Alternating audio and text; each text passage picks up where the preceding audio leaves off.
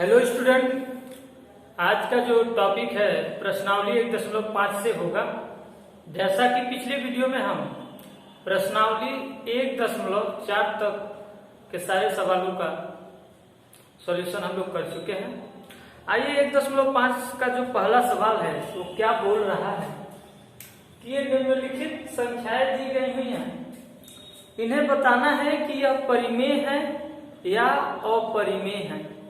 तो सबसे पहला सवाल जो है अपना कि 2 माइनस रूट 5 परिमेय है या अपरिमेय है। तो याद रहे 2 क्या है, एक रेशनल नंबर होता है, माने परिमेय संख्या होता है, और रूट 5 क्या है, अपरिमेय होता है। तो जब भी कभी ना परिमेय संख्या से अपरिमेय संख्या घटाएंगे तो हमें जो रिजल्ट मिलेगा, जो परिणाम मिलेगा, वो हमेशा हमेशा हमेशा अपरिमेय होता है। अर्थात रेशनल से परिमेय संख्या से अपरिमेय संख्या को घटाने पर हमें जो नंबर मिला वह अपरिमेय होगा।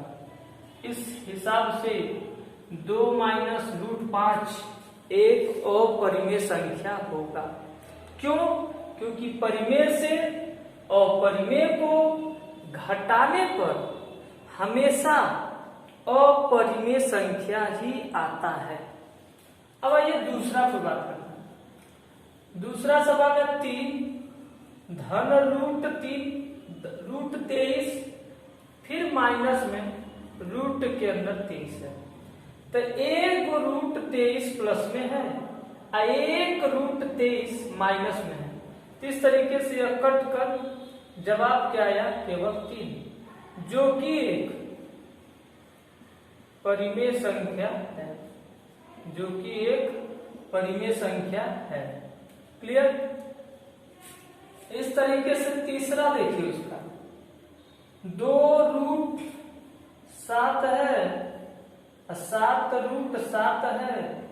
सबसे पहले तो रूट 7 से रूट 7 कट गया, क्या बचा 2/7, जो कि एक क्या है, परिमेय संख्या है।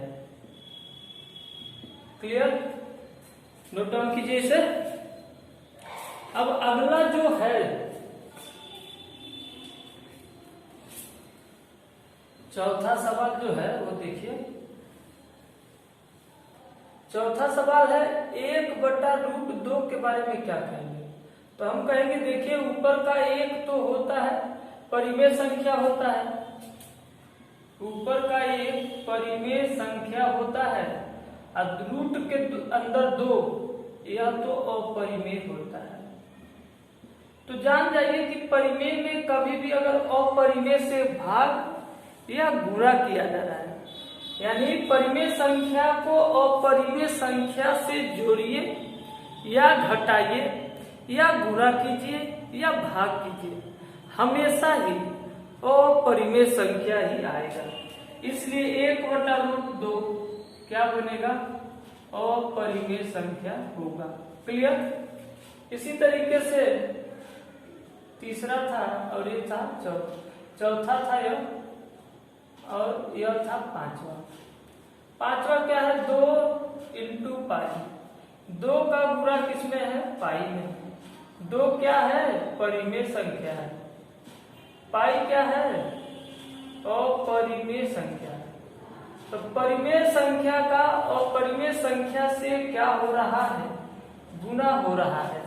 इसलिए जो परिणाम आएगा, जो रिजल्ट मिला 2 पाई, वह भी क्या होगा, अपरिमेय संख्या होगा।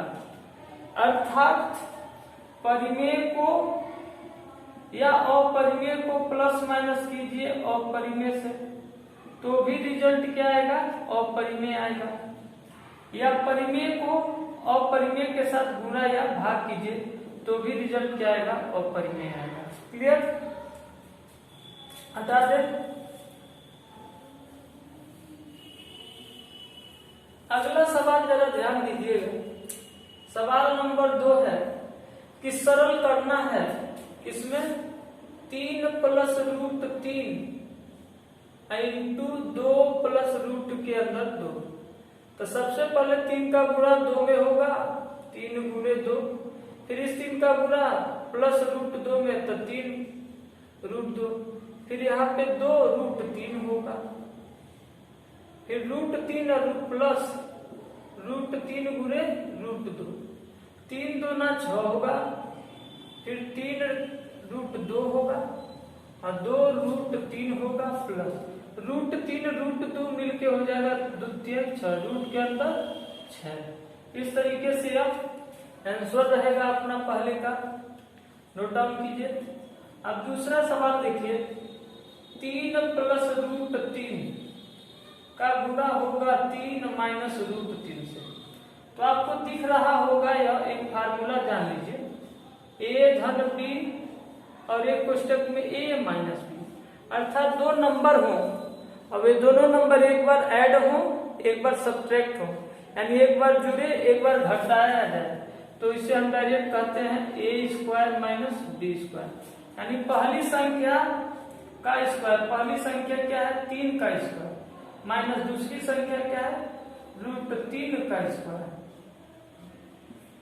तो इस तरीके से 3 का स्क्वायर 9 और रूट 3 का स्क्वायर अर्थात 3 होता है, 9 में 3 6 होता है, अर्थात रूट 3 का स्क्वायर का मतलब होता है रूट 3 इंटू रूट 3, अर्थात 2 बार रूट 3 का मतलब होता है 1 बार 3, इसलिए मैं यहाँ पे लिखा 3, 9 में 3 6। सवाल नंबर 2 था, हटाइए इसे।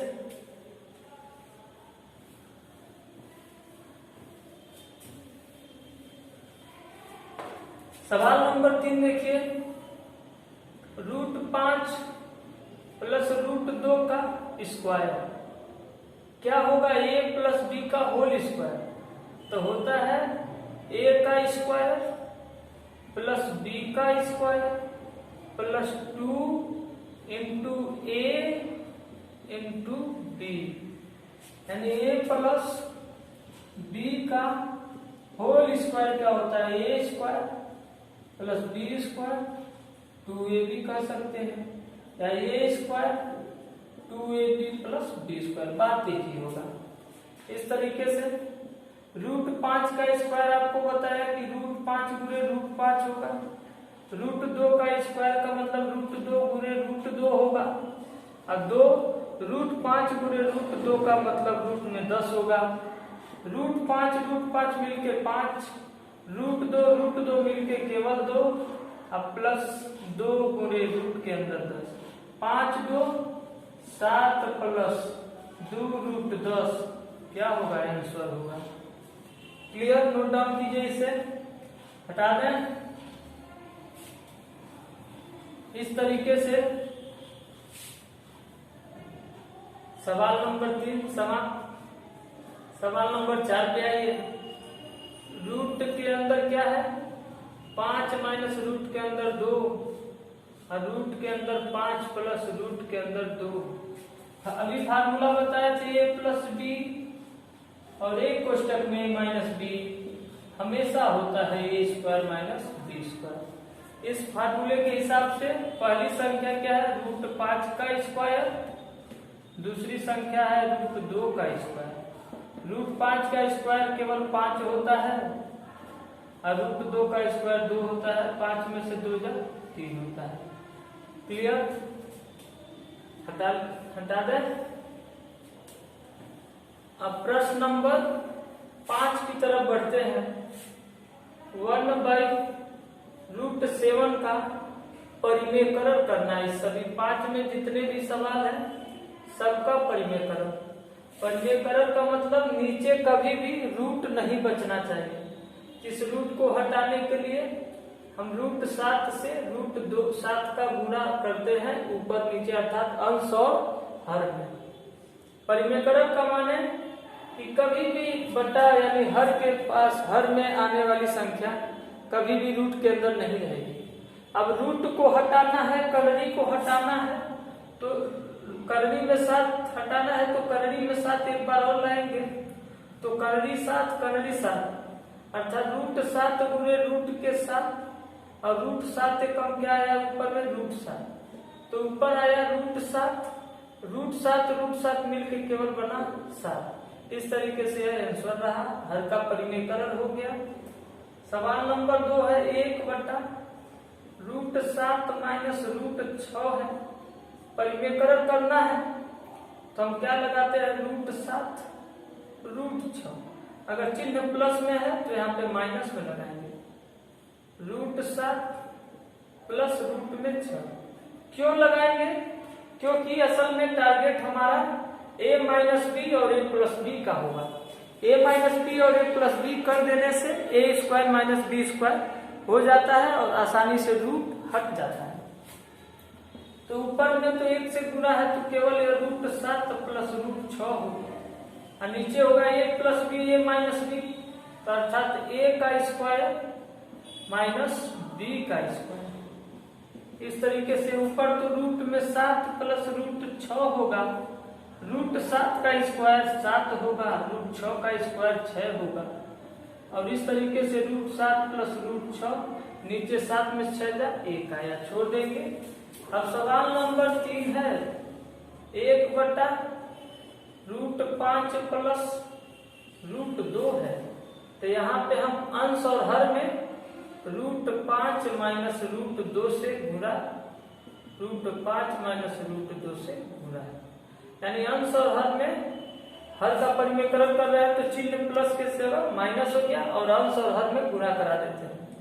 तो ऊपर तो 1 से गुणा होके केवल बना √5 माइनस √2, और ये हुआ a plus b a minus b, अर्थात a का होल स्क्वायर माइनस b का होल स्क्वायर। इस तरीके से √5 माइनस √2 रहेगा,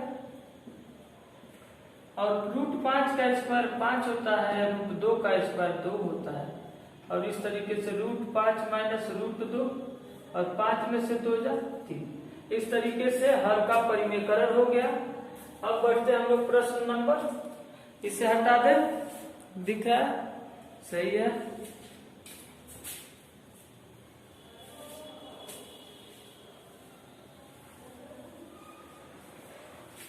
अब आइए प्रश्न नंबर 4, 1/√7 माइनस 2, हर का परिमेयकरण करने पर लिखेंगे √7 और 2, चिन्ह माइनस है तो प्लस होगा, √7 2 चिन्ह क्या था माइनस था तो प्लस था। आसानी क्या हो गया कि इस पूरे का गुणा 1 में होगा तो √7 प्लस 2 ही रह जाएगा, और a minus b a plus b के वजह से यहाँ पे होगा a का स्क्वायर माइनस b का स्क्वायर, तो ये होगा √7 प्लस 2, √7 का स्क्वायर 7 होता है, 2 दूना 4 होता है, इसे हम लिख सकते हैं 2 प्लस रूट में 7 और नीचे होगा 2। इस तरीके से हुआ आंसर हुआ। 5वां सवाल क्या है, इतना ही सवाल था इसमें, ठीक।